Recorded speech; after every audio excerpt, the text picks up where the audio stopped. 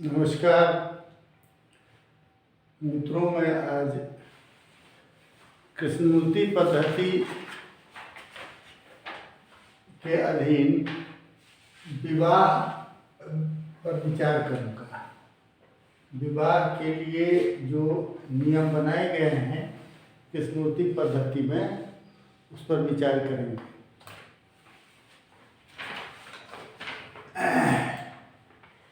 एक उदाहरण कुंडली ली गई है जो एक महिला जातिका की कुंडली है। इसकी जन्म तिथि है 23/2/1993। जन्म का समय है 2:50 PM, दोपहर बाद 2:50 पर। लेकिन मैंने इसका जन्म समय शुद्ध किया है, रेक्टिफाई किया है, तो ये समय आता है 2:51:20। ठीक। स्थान है अक्षांश 23 डिग्री 2 मिनट 39 सेकेंड। देशांतर है 84 डिग्री 32 मिनट 16 सेकेंड। तो इस बर्थ डिटेल के अनुसार जो कुंडली बनी है वो आपके सामने है। इसमें ये लग्न कुंडली या राशि कुंडली, राशि चार्ट कहते हैं जिसको, और ये भाव कुंडली है जिसको चलित भाव चक्र कहते हैं। तो नियम, विवाह के लिए नियम है कृष्णमूर्ति पद्धति के अधीन कि सप्तम उप नक्षत्र स्वामी, सप्तम कस्पल सबलॉर्ड जिसे इंग्लिश में कहते हैं, हिंदी में उसे सप्तम उप नक्षत्र स्वामी भाव संख्या 2, 7, 11 का कारक होना चाहिए। तो विवाह के लिए आपको प्रॉमिस है, विवाह के लिए ईश्वर के तरफ से आपको हाँ है कि हाँ आपकी शादी होगी, आपका विवाह होगा। अब देखिए कि विचाराधीन कुंडली जो है उसमें सप्तम उप नक्षत्र स्वामी गुरु है। गुरु चंद्रमा के नक्षत्र में है तथा केतु के उप नक्षत्र में है। गुरु 3, 10, 6। गुरु तृतीय भाव में अवस्थित हैं, छठे भाव के और 10वें भाव के स्वामी हैं, मालिक हैं।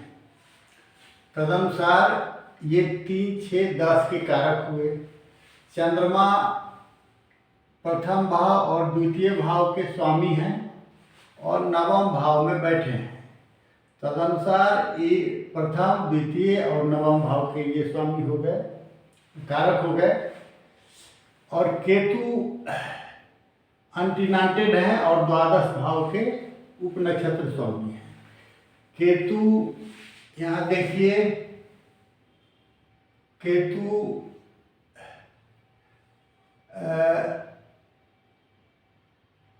शुक्र के राशि में है और गुरु की दृष्टि में है। गुरु नवम दृष्टि पड़ रही है गुरु की, यहाँ से तीसरे से नवम हुआ, 7वां, 8वां, 9वां, तो नवम दृष्टि पर इसका अर्थ हुआ कि केतु गुरु के प्रतिनिधि है। तो गुरु का जो कारकत्व होगा वही केतु ग्रहण करेंगे।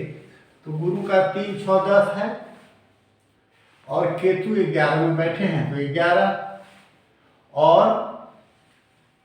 क्योंकि द्वादश भाव के उप नक्षत्र स्वामी हैं केतु, तो द्वादश भाव को भी ऐड कर लेंगे।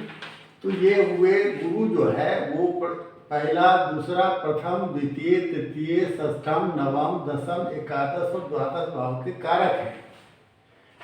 अब देखिए कि सप्तम कस्पल सबलॉर्ड या सप्तम उप नक्षत्र स्वामी गुरु भाव संख्या 2, 11 के कारक हैं। फलतः विवाह का योग बनता है।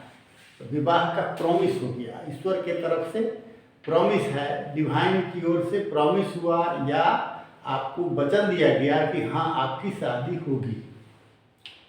ठीक है। अब शादी कब होगी? तो नियम यही कहता है कि जब द्वितीय, सप्तम और एकादश भाव का संयुक्त दशा चलेगी। संयुक्त दशा हम पराशरी ज्योतिष में कहते हैं महादशा, अंतरदशा, प्रत्यंतर दशा, जिसे हम मैप कहते हैं।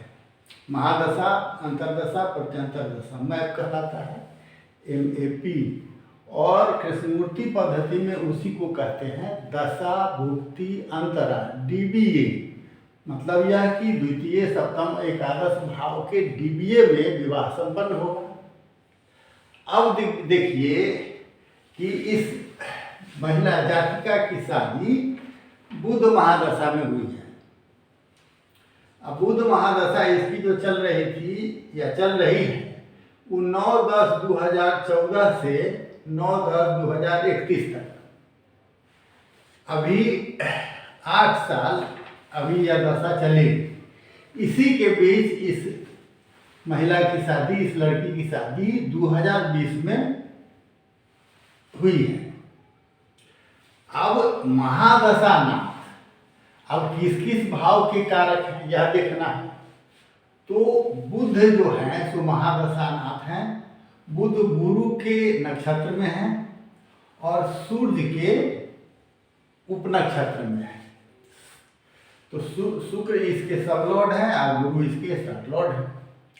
तो अब इसके अनुसार बुध जो है सो 4, 9, 12। अब यहाँ देखिए चौथा भाव में जो है सो कन्या राशि है तो बुध इसके स्वामी हो गए।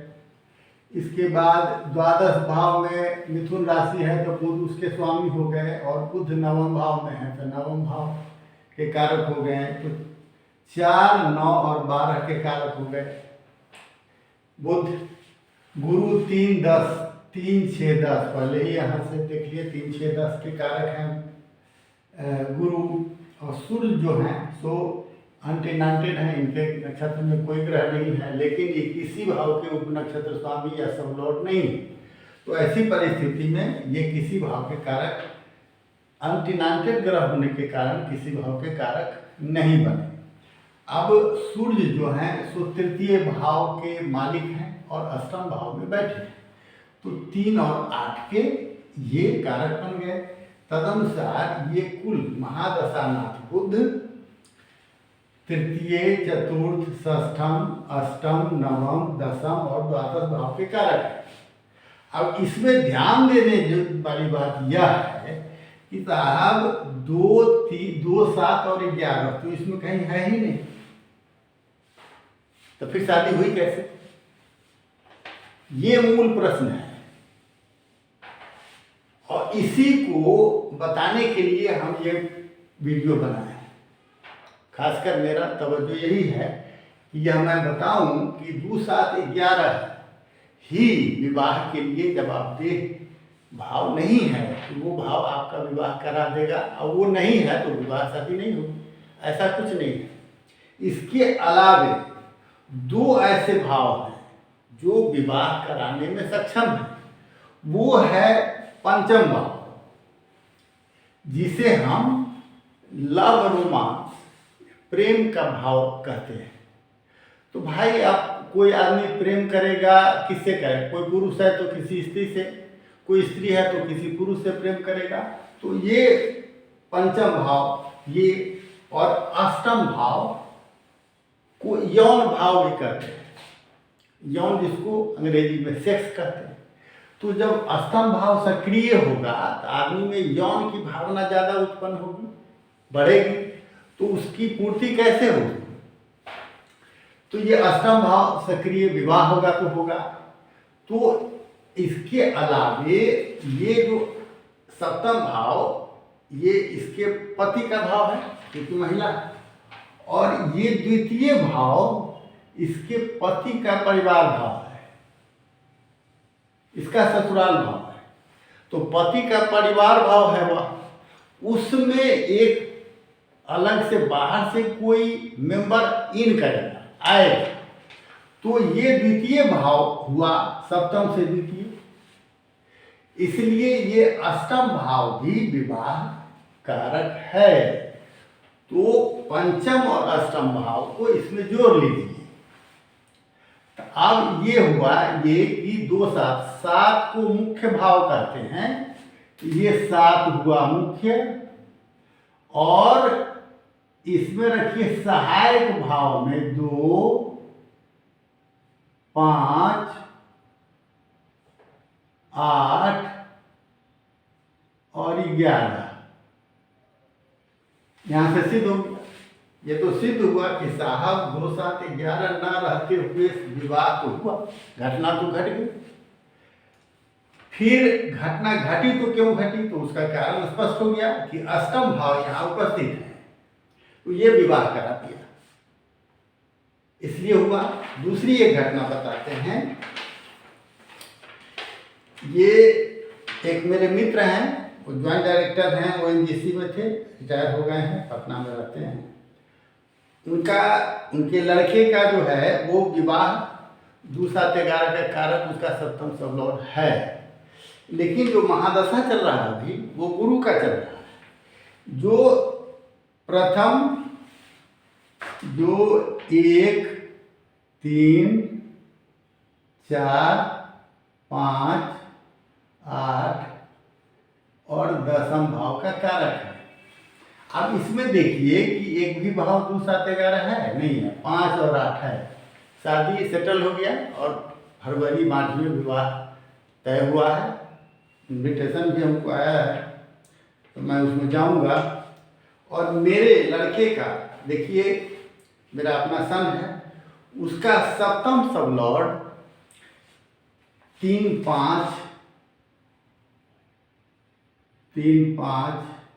8, 9 और 10 का कारक है। इसमें कहीं भी 2, 7, 11 है, लेकिन उसकी शादी हो गई, एक पोती भी है, बहू एडवोकेट हैं, प्रैक्टिस कर रही हैं ठीक ठाक। तो इन सारी बातों को बतलाने का मेरा उद्देश्य यही था कि आप सिर्फ 2, 7, 11 को ही कारक नहीं मानिए, 5 और 8 उसमें ऐड कर लीजिए।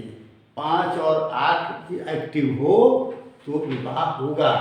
यदि सप्तम सबलॉर्ड 2, 7, 11 के कारक नहीं हो, 5 और 8 दोनों में से किसी एक के भी कारक हों, तो विवाह का प्रॉमिस है, विवाह का योग है। आपको ईश्वर की ओर से विवाह की सहमति दी गई है।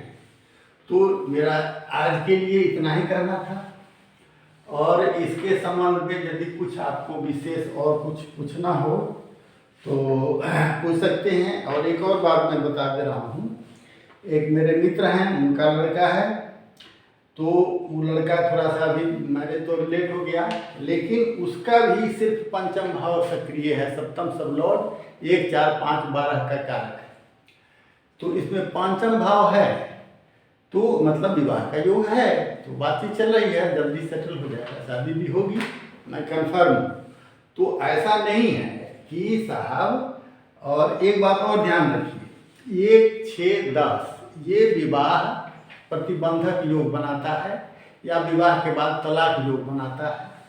तो और कोई निगेटिव भाव, जैसे नकारात्मक भाव हुआ ये 3, 1, 6, 10 विवाह के लिए नकारात्मक भाव है, ये रहे और कोई पॉजिटिव भाव नहीं रहे, तो विवाह योग नहीं बनता है। यदि कोई निगेटिव भाव नहीं है, कोई पॉजिटिव भाव भी नहीं है, तो वैसी परिस्थिति में भी विवाह होगा, हो सकता है। निगेटिव नहीं होना चाहिए, नकारात्मक भाव नहीं होना चाहिए। यदि सिर्फ नकारात्मक भाव है, कोई सकारात्मक भाव नहीं है, तो वैसी परिस्थिति में विवाह प्रतिबंधक योग बन जाता है। तो किस्मत की पद्धति के अनुसार आज मैं इतना ही विषय वस्तु रखा हूँ, जो जिसके बारे में मैंने डिस्कस किया है, आप चर्चा की है।